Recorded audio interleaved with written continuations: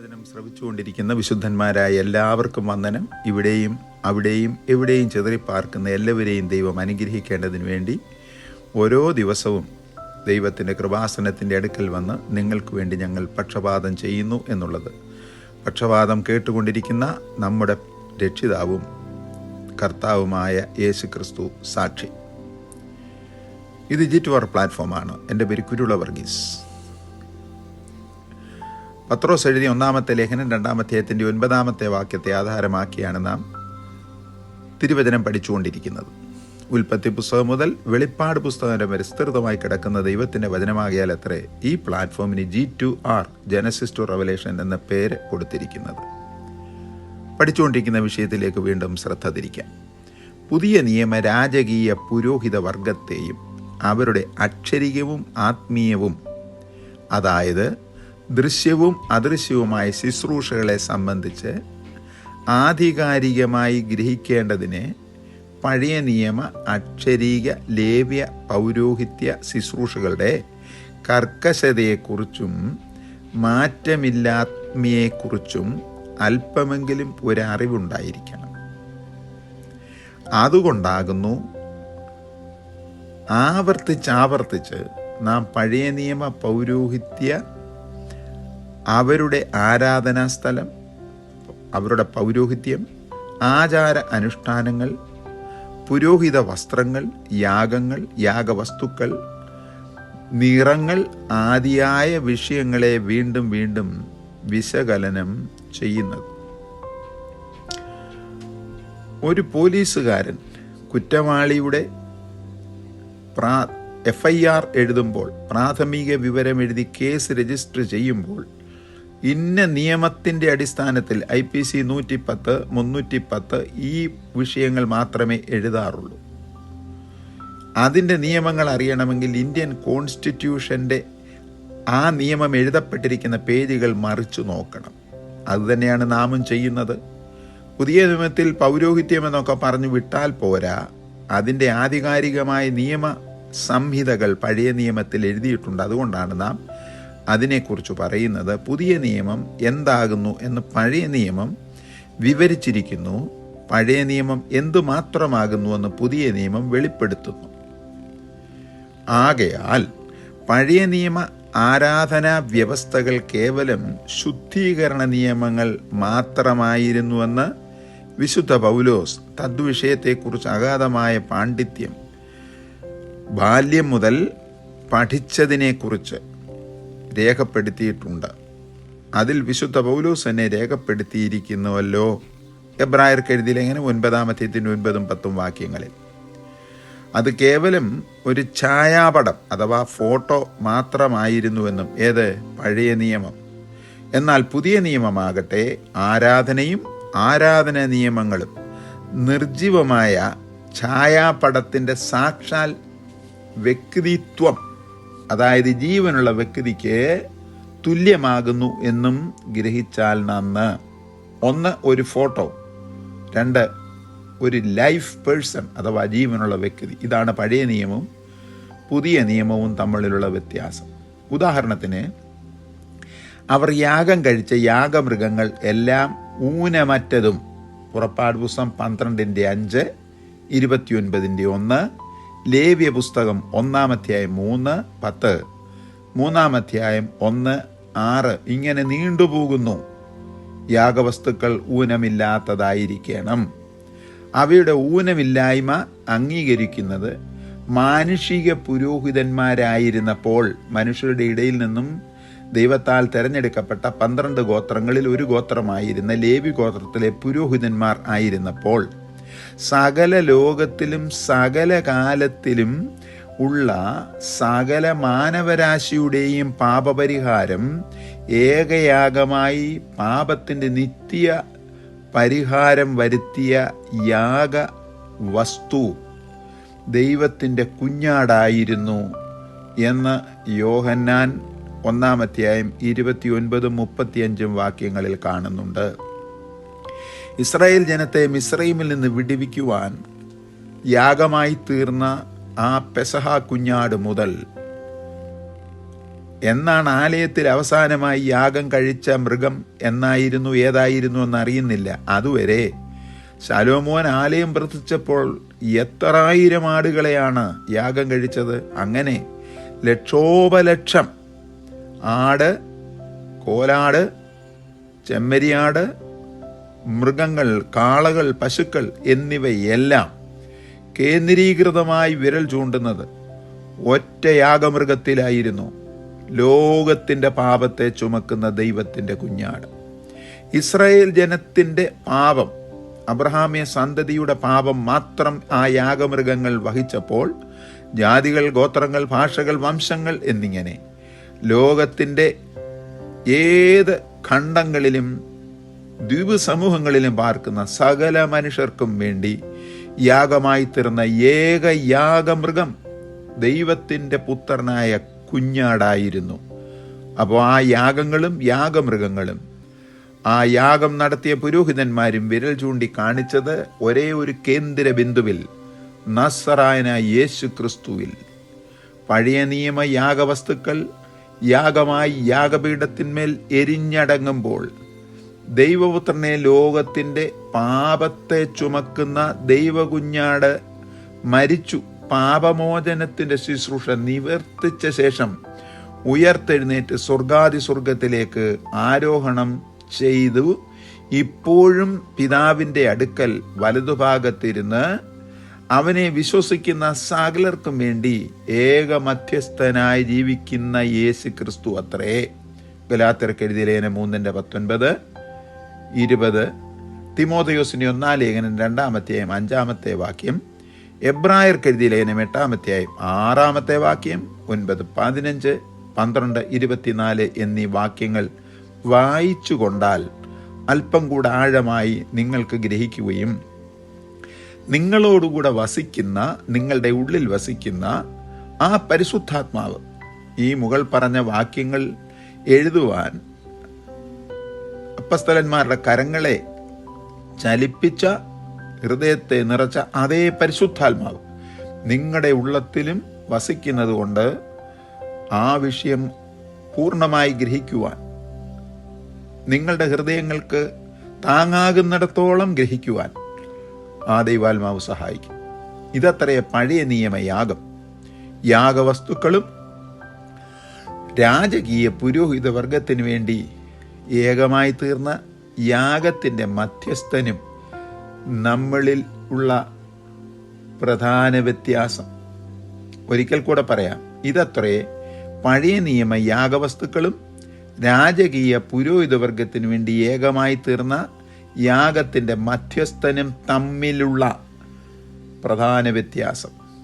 സമാഗമന കൂടാര സമീപത്തു വരുന്ന ഏതൊരുവനും, ഏത് ആരാധനാ യാഗാർപ്പകനായാലും, അത് രാജാവായാലും പ്രജയായാലും സ്ത്രീ ആയാലും പുരുഷനായാലും, യാഗം അർപ്പിക്കുന്ന പുരോഹിതനായാലും, ആദ്യമായി ദർശിക്കുന്ന ആലയ ഉപകരണം, വാതിൽ വഴി കാണുന്ന യാഗപീഠം അത്രേ. അതിൻ്റെ ആത്മീയ അർത്ഥത്തിൽ പാട്ടുകാരൻ മലയാളത്തിൽ എഴുതിയിരിക്കുന്ന ക്രിസ്തീയ ഗാനത്തിൻ്റെ ഈരടിയിൽ ഇങ്ങനെ കാണുന്നു: പ്രാകാരത്തിൽ എൻ്റെ മുൻപിൽ യേശുവിനെ കാണുന്നു. ശ്രദ്ധിക്കുക, വാതിൽ യേശു ക്രിസ്തുവാണ്. യോഹന്നാൻ 14:6. യേശു ക്രിസ്തുവിൽ കൂടെ പുറത്തു നിന്ന് അകത്തേക്ക് നോക്കുന്ന വ്യക്തിക്ക് കാണുവാൻ കഴിയുന്ന യാഗപീഠം യേശു ക്രിസ്തുവിൻ്റെ ക്രൂശും മരണവുമാണ്. എങ്കിൽ യേശു ക്രിസ്തുവിൽ കൂടെ ആരാധനക്കാർ ദർശിക്കേണ്ടത് യേശുവിനെയാണ്, പുരോഹിതനെ അല്ല. എന്നാൽ ഇന്ന് കാണുന്നത് അങ്ങനെയല്ലല്ലോ. വാതിലും വെളിപ്പെടുത്തുകയില്ല, യാഗപീഠവും വെളിപ്പെടുത്തുന്നില്ല. വേഷഭൂഷാദികളോടുകൂടെ ഒരു പുസ്തകവും മൈക്രോഫോണും കയ്യിൽ പിടിച്ചുകൊണ്ട് പ്ലാറ്റ്ഫോമിൽ നടക്കുന്ന ഒരു പ്രാസംഗികനെയല്ലേ കാണുന്നത്. അവർ പോകുമ്പോൾ ആ പ്രാസംഗികന്റെ ഗുണഗണങ്ങൾ വിവരിക്കുന്നു. എന്നാൽ ആരാധന സ്ഥലത്ത് വരുന്ന വ്യക്തി യാഗപീഠത്തിൽ വാതിൽ വഴി കാണുന്ന യാഗപീഠത്തെ കണ്ടുകൊണ്ട് അതിലെരിഞ്ഞടങ്ങിയ മൃഗത്തിൻ്റെ യാഗമർപ്പിക്കപ്പെടുമ്പോൾ ഉണ്ടാകുന്ന ശബ്ദവും ചീറ്റുന്ന രക്തവും തൊലിയുരിയുമ്പോൾ പിടയുന്ന ശരീരവും യാഗപീഠത്തിന്മേൽ യാഗമർപ്പിക്കുമ്പോൾ ആ അതികഠിനമായ തീയിൽപ്പെട്ട് വിറയ്ക്കുന്ന ശരീരവും എരിഞ്ഞടങ്ങുന്നിടം വരെ നോക്കി നിന്ന് പുരോഹിതൻ ആയുധം കൊണ്ട് യാഗപീഠത്തെ അടിച്ച് അതിൻ്റെ മധ്യഭാഗത്തുള്ള വലയിൽ കൂടെ താഴേക്ക് വീഴുന്ന ചൂർണം, ഭസ്മം എടുത്ത് വെള്ളത്തിൽ കലക്കി യാഗാർപ്പകന്റെ ശരീരത്തിൽ തളിച്ച് സമാധാനത്തോടെ പോകുന്ന യാഗാർപ്പകൻ വിവരിക്കുന്നതും കാണുന്നതും പുരോഹിതനെയല്ല, യാഗവസ്തുവിൽ കൂടെ ലഭിച്ച പാപപരിഹാരമാണ്. അതിൽ ദർശിക്കുന്ന എരിച്ചടക്കുന്ന അഗ്നി, എരിഞ്ഞടങ്ങുന്ന യാഗവസ്തു ഒരു യാഗാർപ്പകന്റെ മേൽ വരേണ്ടിയിരുന്ന ദൈവകോപത്തെയും ശിക്ഷയെയും ആ വ്യക്തിക്ക് വേണ്ടി മറുവിലയായി രക്തം ചൊരിഞ്ഞ് ജീവൻ വെടിഞ്ഞ യാഗമൃഗവും എന്നതുപോൽ ഇതിൽ വെളിപ്പെടുന്ന സത്യം തിരുവചനത്തിൽ രേഖപ്പെടുത്തപ്പെട്ടിരിക്കുന്ന അവസാനത്തെ മഹാപുരോഹിതന്റെ മഹാസത്യം ശ്രദ്ധിക്കുക. നിങ്ങൾ ഒന്നും അറിയുന്നില്ല, ജനം മുഴുവനും നശിച്ചു പോകാതെ വണ്ണം ഒരു പ്രവചനം പറഞ്ഞതാണ്. ക്രിസ്തുവിനെ ബലാൽക്കാരേണ പിടിച്ചുകൊണ്ടുപോയി അവിടെ നിർത്തുമ്പോൾ അതിനു മുൻപ് തൻ്റെ ആജ്ഞാനുവർത്തികളോട് പറഞ്ഞ വിഷയമാണ്. ജനം മുഴുവൻ നശിച്ചു പോകാതിരിപ്പാൻ ഒരു മനുഷ്യൻ ജനത്തിനു വേണ്ടി, ജാതിക്കു വേണ്ടി മരിക്കുന്നത് നന്ന് എന്ന്. ശ്രദ്ധിക്കാതെ പ്രയോഗം. നമുക്ക് വേണ്ടി മരിക്കുന്നതെന്നല്ല, ജാതികൾക്കു വേണ്ടി മരിക്കുന്നത്. എത്നിക്സ് എന്ന പദമാണ് യഥാർത്ഥത്തിൽ അർത്ഥവത്താക്കുന്നത് എന്ന് നിങ്ങൾ ഓർക്കുന്നില്ലേ എന്ന്. അവൻ ഇത് സ്വന്തമായി പറഞ്ഞതല്ല, താൻ ആ വർഷത്തെ സംവത്സരത്തെ മഹാപുരോഹിതൻ ആകയാൽ ജനത്തിനു വേണ്ടി യേശു മരിപ്പാനിരിക്കുന്നു എന്ന് പ്രവചിച്ചതത്രേ. ജനത്തിനു വേണ്ടി മാത്രമല്ല, ചിതറിയിരിക്കുന്ന ദൈവജനങ്ങളെ ഒന്നായിട്ട് ചേർക്കേണ്ടതിന് തന്നെ. യോഹന്നാൻ സുവിശേഷം 11-ാം അധ്യായം 49 മുതൽ 51 വരെയുള്ള വാക്യങ്ങൾ. യാഗപീഠത്തിൽ നിന്ന് വമിക്കുന്ന യാഗവസ്തുക്കളുടെയും മൃഗങ്ങളുടെയും യാഗത്തിന്റെ സുഗന്ധം സ്വർഗസിംഹാസനത്തിൽ ചെന്നു ചേരുകയും ആ സുഗന്ധം മണത്ത് യാഗാർപ്പകന്റെ ദൈവത്തോടുള്ള പാപം ക്ഷമിച്ച് അവനെ സമാധാനത്തോടെ അയക്കുകയും ചെയ്യുന്നത് പോലെ തെളിവുണ്ട് വേദപുസ്തകത്തിൽ. ഉൽപ്പത്തി പുസ്തകം 8-ാം അധ്യായത്തിന്റെ 20-21 വാക്യങ്ങൾ. നോഹ അർപ്പിച്ച യാഗത്തിന്റെ സുഗന്ധം മണത്തിട്ടാണ് ദൈവം സ്വർഗത്തിൽ നിന്നിറങ്ങി അവനെ അനുഗ്രഹിച്ചത് എന്ന പോലെ ദൈവപുത്രൻ എന്ന കുഞ്ഞാടും മാനവരാശിയുടെ പാപപരിഹാരാർത്ഥം സ്വയം യാഗമായി അർപ്പിച്ച മനുഷ്യന്റെ പാപമോചനം നിവർത്തിച്ച് മരിച്ചുയർത്തെഴുന്നേറ്റ ശേഷം പഴയ നിയമ യാഗാർപ്പകന്മാർ യാഗാനന്തരം പുരോഹിതനിൽ നിന്ന് പാപമോചനവും അനുഗ്രഹവും സമാധാനവും പ്രാപിച്ചു മടങ്ങുന്നത് പോലെ ഓരോ യാഗാർപ്പകനും യാഗം അർപ്പിച്ച ശേഷം ദൈവം അത് സ്വീകരിച്ചു എന്ന് ബോധ്യമായതുകൊണ്ട് അവന്റെ മേൽ ഊതി സമാധാനം കൈക്കൊള്ളുക, സമാധാനത്തോടെ പൊയ്ക്കൊള്ളുക എന്ന് പറഞ്ഞയക്കുന്നത് പോലെ ദൈവപുത്രൻ ഉയർത്തെഴുന്നേറ്റ ശേഷം തൻ്റെ ശിഷ്യഗണങ്ങൾക്ക് പ്രത്യക്ഷനായപ്പോൾ അരുളി ചെയ്ത തിരുവായ്മൊഴി ശ്രദ്ധിക്കുക. നിങ്ങൾക്ക് സമാധാനം എന്നല്ലേ. Peace be upon you. യവന ഭാഷയിൽ എഴുതിയിരിക്കുന്നത് ഹ്യൂമേനെ ഐറേനെ, ഹ്യൂമേനെ ഐറേനെ. യോഹന്നാൻ എഴുതിയ സുവിശേഷം 20-ാം അധ്യായം 19 മുതൽ 26 വരെയുള്ള വാക്യങ്ങളിൽ 3 തവണയാണ് കർത്താവ് അപ്പസ്തലന്മാർ ഭയവിഹ്വലരായി കൂടിയിരുന്നിടത്ത് മുറികൾ അടച്ചിടിക്കുമ്പോൾ അകത്തു പ്രത്യക്ഷതനായി അരുളി ചെയ്തത്. 19, 21, 26 വാക്യങ്ങൾ. നിങ്ങൾക്ക് സമാധാനം, പീസ് ബി അപ്പോൺ യു എന്ന ദൈവത്തിന് സ്തോത്രം. ഹ്യൂമേനെ ഐറേനെ. തന്നെയുമല്ല, തൻ്റെ ശരീരസ്ഥരായി കൂടിയിരുന്നപ്പോൾ ശിഷ്യന്മാർക്ക് സമാധാനം കൊടുക്കുകയും യോഹന്നാൻ 14:27 തൻ്റെ ക്രൂശു മരണം നിമിത്തം സമാധാനമായി തീരുകയും എഫെസ്യർ 2:14 ചെയ്യുക മാത്രമല്ല, തൻ്റെ ശിഷ്യഗണത്തെ സമാധാന വർത്തകന്മാരാക്കുകയും ചെയ്തു എന്നുകൂടെ മറന്നുപോകരുത്. ഭൂമിയിൽ സമാധാനമുണ്ടാക്കുന്നവർ ഭാഗ്യവാന്മാർ. വഴക്കുണ്ടാക്കുന്നവർ, യുദ്ധം ചെയ്യുന്നവർ, പണക്കാരും പ്രതാപശാലികളും സഭയിലെ ഉന്നത സ്ഥാനീയരുമല്ല ഭാഗ്യവാന്മാർ. സമാധാനമുണ്ടാക്കുന്നവർ. മത്തായി എഴുതിയ സുവിശേഷം 5:9. ദൈവപുത്രൻ നൽകുന്ന സമാധാനം സകല ബുദ്ധിയെയും കവിയുന്ന സമാധാനമാകുന്നുവെന്ന് വിശുദ്ധ പൗലോസ് അപ്പോസ്തലൻ. അലക്സാണ്ടർ മഹാൻ തൻ്റെ പിതാവിൻ്റെ ഓർമ്മയ്ക്കും ജ്ഞാപകത്തിനും വേണ്ടി ഉണ്ടാക്കിയ സമാധാനപുരം എന്ന് വേണമെങ്കിൽ പറയാവുന്ന ഫിലിപ്പിയിലെ സഭയ്ക്ക് എഴുതിയ പേരാണ്. ആ മുദ്രണം ചെയ്തിരിക്കുന്ന പദങ്ങളാണ്, വാക്യമാണ് എബ്രായർക്ക് എഴുതിയ ലേഖനം 4:7 ഇത് കാരാഗ്രഹത്തിൽ കിടന്നുകൊണ്ട് എഴുതുകയാണ്. സമാധാനം ലഭിപ്പാൻ സാധ്യമല്ലാതെ നിരാശയും നിലവിളിയും അവിടെ കിടക്കുന്നവർ അടുത്ത് പ്രാപിക്കുവാൻ പോകുന്നത് നീറോയുടെ മുൻപിലെ വിസ്താരവും മരണവും മാത്രം. പക്ഷേ അതിൻ്റെ നടുവിലും ആ മരണത്തെ മുന്നിൽ കണ്ടുകൊണ്ട് ദൈവദാസൻ എഴുതുകയാണ്, ഇവിടെ എൻ്റെ ഹൃദയത്തിൽ വസിക്കുന്നത് ചിന്താകുലങ്ങളല്ല, സകല ബുദ്ധിയെയും കവിയുന്ന ദൈവസമാധാനം. എന്താണ് സകല ബുദ്ധിയെയും കവിയുന്നത്? റോമാ പൗരൻ ജനിച്ചു റോമാ പൗരൻ ആയിരിക്കുന്നു എന്ന സ്ഥാനം വെച്ച് വേണമെങ്കിൽ അപ്പീൽ ചെയ്ത് തനിക്ക് അവിടെ നിന്ന് രക്ഷപ്പെടാം. അങ്ങനെയുള്ള ബുദ്ധിയുടെ പ്രമാണമൊന്നും തനിക്കില്ല. അതുകൊണ്ട് താൻ ഈ ലേഖനം തന്നെ 1:21 അവർക്ക് എഴുതി, ഞാൻ മരിക്കുന്നതിനെ കുറിച്ചൊന്നും ഭാരപ്പെടേണ്ട ആവശ്യമില്ല. എനിക്ക് മരിക്കുന്നത് ക്രിസ്തുവും ജീവിക്കുന്നത് ലാഭവും. ജീവിച്ചാൽ ക്രിസ്തു, മരിച്ചാൽ ലാഭം. ക്രിസ്തുവിന് വേണ്ടി. ഇതാകുന്നു ദൈവപുത്രൻ സമാധാനയാഗമായി തീർന്നത് വിശ്വസിക്കുന്ന ദൈവ കുഞ്ഞുങ്ങൾക്ക് ലഭിക്കുന്ന സമാധാനം.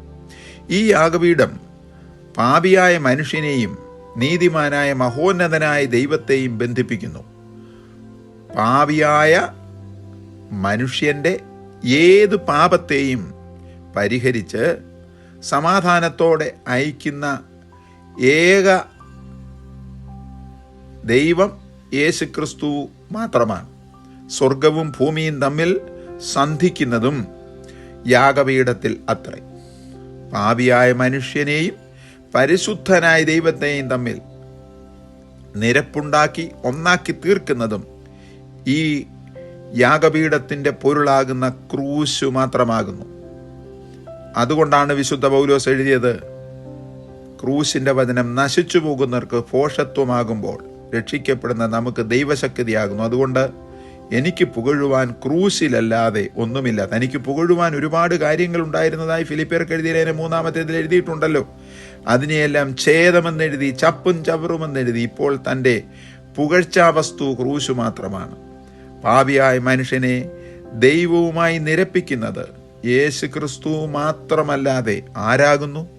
കൊരിന്ത്യർക്ക് എഴുതിയ പൗലോസിൻ്റെ 2 ലേഖനം 5:18-19, എബ്രായർക്ക് എഴുതിയ ലേഖനം 2:18 ഇത് സാക്ഷാത്കരിക്കപ്പെട്ട പരമസത്യം. പഴയ നിയമ രക്തം ഒരു നിഴലുമത്രേ എന്ന് മാത്രം ഓർക്കണം. സാക്ഷാൽ രക്തം, സാക്ഷാൽ യാഗം യേശുക്രിസ്തുവാണ്. കാരണം ലേവ്യ പുസ്തകം 8:15, ദിനവൃത്താന്തം 2 പുസ്തകം 29-24, യെഹസ്കേൽ പ്രവചനം 45:15 വായിച്ചുകൊണ്ടാൽ മതി. യാഗം ചെയ്യപ്പെടുന്ന മൃഗത്തിൻ്റെ രക്തത്തിലല്ലോ ജീവൻ ഇരിക്കുന്നത്. അവിടെ മരിച്ചു പോകുന്നു. അത് പിന്നീട് സംസാരിക്കുന്നില്ല. എന്നാൽ യേശുക്രിസ്തുവിൻ്റെ രക്തത്തെക്കുറിച്ച് ഗ്രഹിച്ചറിഞ്ഞ വിശുദ്ധ പൗലോസ് കുളിർകോരിയിടപ്പെട്ട ആത്മനിർവൃതി അടഞ്ഞ് സന്തോഷത്തോടുകൂടി എഴുതിയ വാക്യം, നമ്മൾ അടുത്തു വരുന്നത് പിടിക്കപ്പെട്ടില്ലായ്മയായി പോയ യാഗപീഠത്തിൻ്റെയും ഇന്ന് ഭൂമിയുടെ മുഖത്ത് എവിടെയാകുന്നു എന്നറിയാത്ത പീഠത്തിൻ്റെയും മറ്റു ഉപകരണങ്ങളെയും അടുക്കലല്ല, ഭീതിപ്പെടുത്തുന്ന സീനായി നിയമങ്ങളുടെയും അടുക്കലല്ലോ. പിന്നെ എവിടാ വന്നിരിക്കുന്നത്? ഹാബേലിൻ്റെ രക്തത്തെക്കാൾ ഗുണകരമായി സംസാരിക്കുന്ന പുണ്യാഹ രക്തം യേശു ക്രിസ്തുവിൻ്റെ രക്തത്തിൽ അടുക്കലാണല്ലോ. പ്രിയ വിശുദ്ധന്മാരെ, പ്രത്യാശിക്കാം, സന്തോഷിക്കാം. ദൈവം നിങ്ങളെ അനുഗ്രഹിക്കേണ്ടതിനു വേണ്ടി പ്രാർത്ഥിച്ചുകൊണ്ട് ഈ വചന ശുശ്രൂഷയും ഇവിടെ പര്യവസാനിപ്പിക്കുന്ന ദൈവം നിങ്ങളെ അനുഗ്രഹിച്ച് ആശീർവദിക്കുമാറാകട്ടെ.